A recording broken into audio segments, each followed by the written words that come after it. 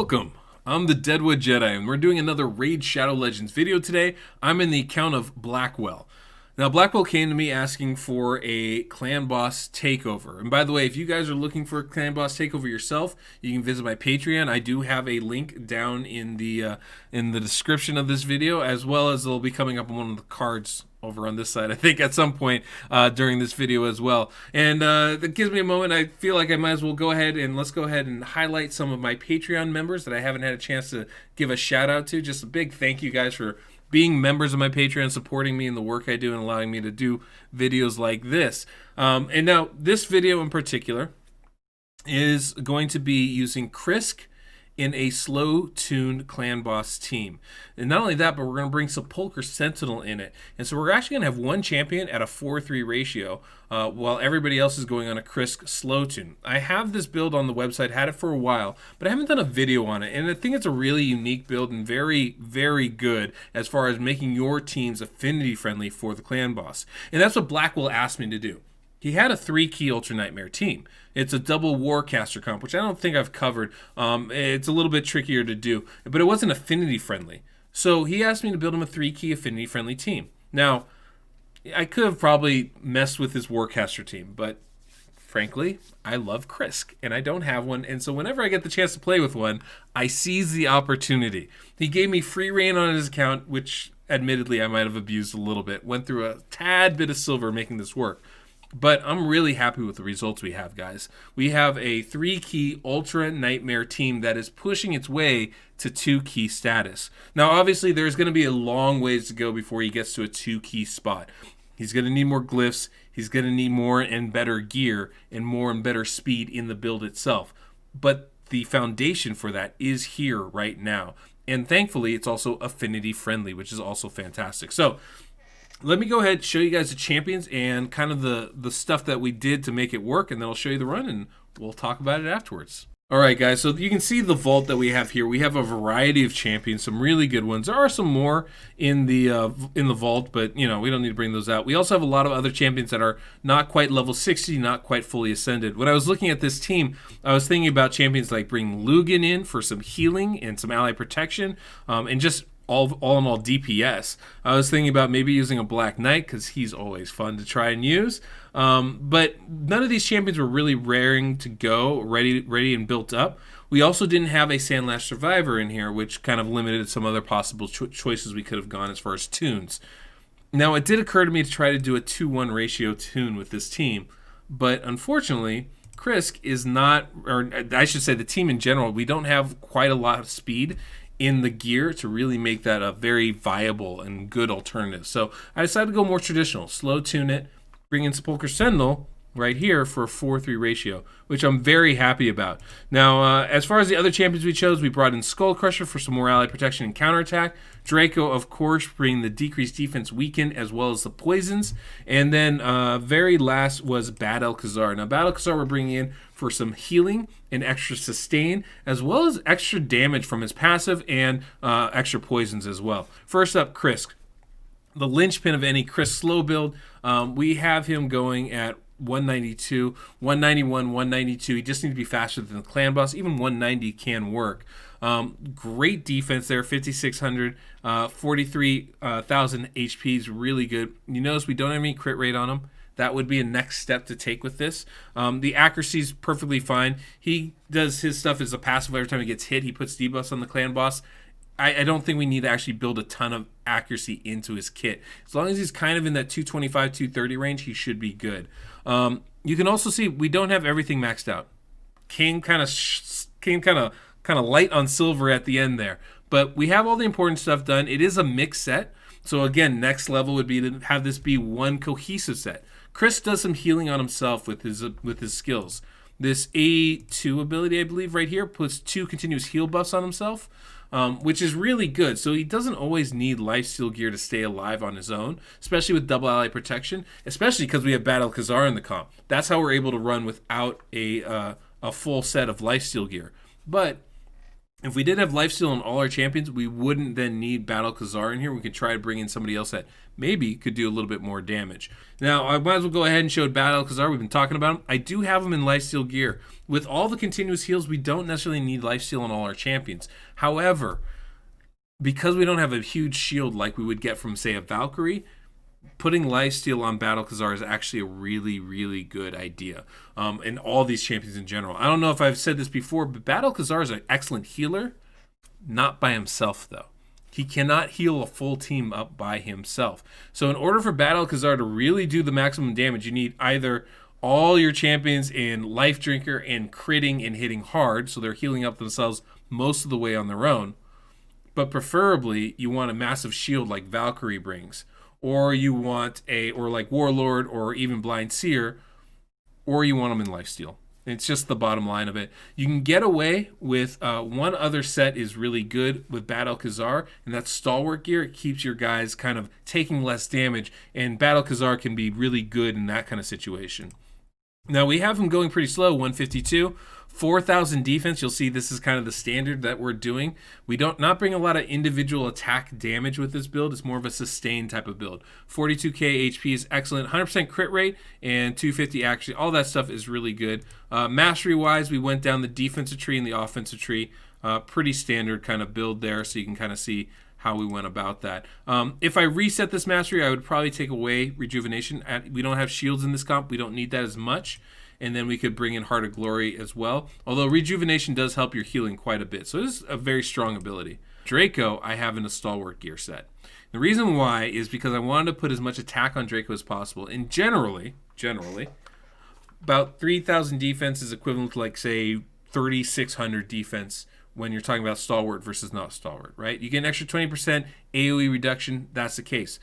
However, when I first tested this comp, we were going against the Red Affinity Clan boss, who kept stunning Draco because Draco's blue. Didn't work so well.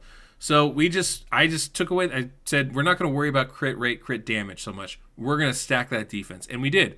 4,100 defense, 34,000 HP. These are good numbers here. In Stalwart gear is excellent, good accuracy. We have them going slower than Battle Khazar.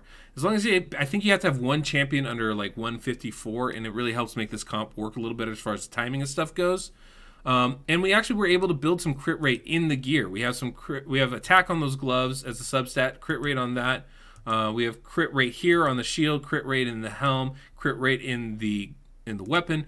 So we were able to build that into this composition to help make it go a little bit better. We don't have a ton of speed in the gear at all. So having to find other ways to get it was crucial. Masteries. Now we went down. He had him already built, and I didn't feel like changing him because I thought it was a solid build. We have him down the offensive tree, but also down the support tree here so we can get Master Hexer that will extend some of the buffs he does, specifically the weaken debuff as well as the poison debuffs. We actually might get better damage by not extending that so that debuffs aren't falling off prematurely. He puts up 4 poisons every turn for a 3-turn duration. That means those are going to constantly be up. The only debuffs that should be falling off are the weaken from Draco and the 2 poisons from Battle Khazar. So extending this, it's a 50-50 thing, whether that's an improvement or not necessary at all. Might as well talk about Sepulcher Sentinel. Sepulcher Sentinel obviously is key in making this comp work.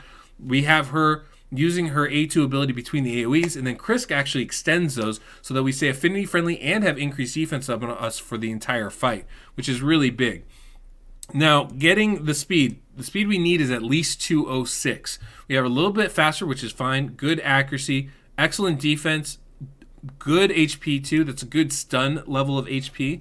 And we still have room to improve some of this stuff. Now, this is defense right here. And typically, I like putting crit rate on my Sepulcher Sentinel, but we don't have the kind of gear for that. I had to put speed boots on. And having defense on your stun target, especially Sepulcher Sentinel, is really important. And so if there was other ways to build this comp, if we could find speed in the banner, which we just did not have, then maybe we would have some other success with this build and building it a little bit different, a little bit better. But I'm happy with this. I would love to get crit rate on her. She can hit hard. But for the speeds we need, it's more important that we have the defense up and we have the accuracy up and the speed right. And with that, it's going to be successful. Took her down the defensive tree, offensive tree. Pretty traditional clan boss build there for her. Now, Skull Crusher 237 is the speed we're looking for on this, and that, or 137, and that's what we got to. Good defense, 4,400. Okay HP at 40,000. We could definitely bump that up. As I said, ran a little bit light on silver, and look at all this stuff we can roll up. We can roll up more defense on the shield, more HP on the helmet, more crit damage here on the amulet, more defense on the ring, more defense on the banner. And you can see we actually have good crit rate in this build, which is important. It helps Skull Crusher heal up. And Skull Crusher can hit decently hard as well. So I'm actually really happy with this build, even with this random mix set right here. I'm really happy because we were able to put defensive gloves on with bonus crit rate and get that crit rate still almost to 100%. It's a really nice build, I think. But this is how we wanted to do that. We need our 2 AoE champions, Skull Crusher and Krisk, tanky to absorb, and the whole idea is to last as long as possible. So those poisons from Draco, the damage from Draco, from Skull Crusher can do its work, and from Battle Khazar, all that can do its work, and they're going to sustain us. Unfortunately, there wasn't more gear in this account. So we weren't able to put defensive boots with speed on everybody. We weren't able to put crit rate gloves with good substats on everybody, or crit damage gloves even with good substats. So that is an unfortunate thing. The Draco here has a right around 3,000 attack, which is actually pretty decent considering that we have 4,000 defense on him too. One of the benefits of being able to go slow. And that does mean he will do some damage, but it's not going to be crazy damage. It's not going to be 200k hits from our Draco here, not even 100k hits. So our benefit on this build is sustain as long as possible, get those poisons up, and make them last. And that's what we're trying to do here, and I think you're going to be pretty happy with the results. So let's go check it out. As we go on Ultra Nightmare, and you're going to see we have Sepulcher as our lead, double ally protection, counterattack, Beck and Draco there for poisons. Should be a solid team. Our goal with this one is to survive basically as long as possible. We'll go A1 with Sepulcher there, and Chris is going to go ahead and use the A3, the speed up ability. And then after that, we basically just need to decide when we're going to use Battle Khazar's healing. I prefer to use it right here between the AoEs so that we heal up after each one of them. But obviously you have options with that. With Draco, we want to do the poisons right there. We still need to wait for Skull Crusher till after the stun. And then Sepulcher Sentinel is going to go ahead and use the block debuffs. And here Krisk is going to extend it. And that's going to enable us to have increased defense for everybody, pretty much for all the rounds, as well as block debuffs. So we're going to be affinity friendly from this point on. A1 there. I want to wait on Dracos to use that decreased defense and weaken ability. Specific reason for that, but there goes Skull Crusher. Everybody kind of takes their A1s. And there we go. Stun goes. You can see we're affinity friendly. Now Battle Khazar is going to go. Here we go. Now we're going to use the decreased defense and weaken here. You notice that the decreased defense fell off from Krisk. It's only when he gets hit. Since he's not taking the stun strike, he's not actually putting that up. This way we have it for every single attack, especially for here with the counterattacks that are going to coming up. And so that's just a little way to give ourselves a little bit more damage, and we can click auto. And that's pretty much it. This team should run several turns well into the 30 range. We're not going to do crazy damage. It's not built that way. We don't have the gear for it to get Draco to do damage, to get Sepulcher to do damage. Getting crit rate on everybody is a goal, but with the gear that we have, survivability is going to be more important, especially with this team. Getting those poisons up, letting them stay on as long as possible, all that's going to really help. So this team, I think, is pretty tanky. It should be an easy 3-key team, and that's kind of what we're going for. Easy 3-key, all affinities.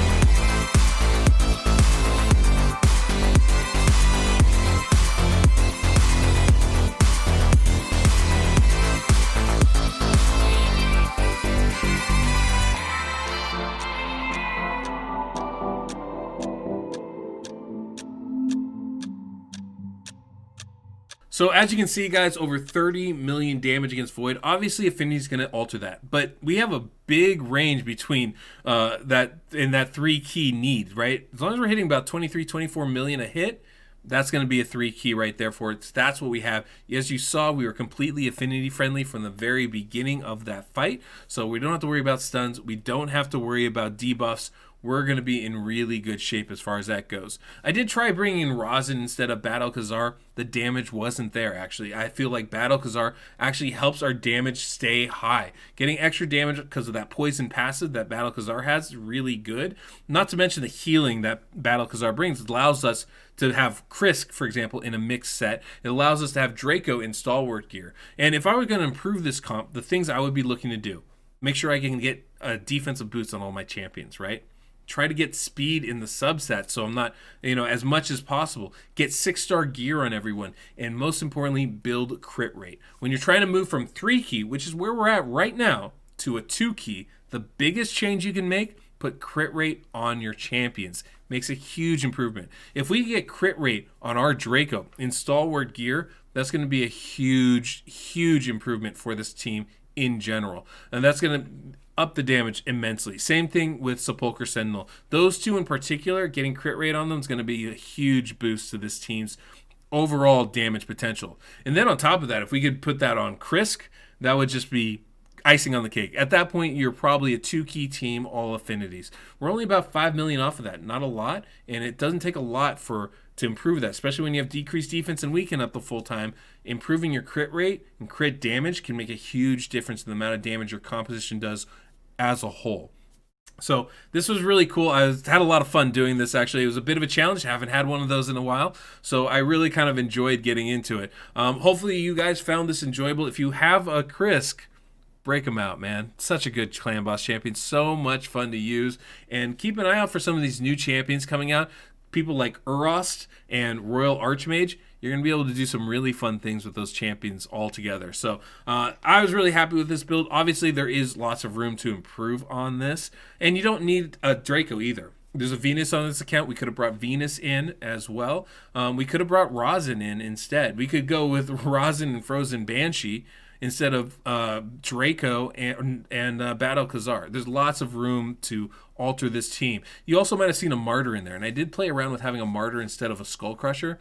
Skull Crusher is going to be better for this team, primarily because of that ally protection. That's a huge buff to have on your team, and having that on Krisk, who's really the one absorbing a lot of those blows, is really helpful. So that's why I prefer Skull Crusher with Krisk, and just in general when you're building a traditional clan boss team. So that's it for us, guys. Hopefully this was enjoyable for you.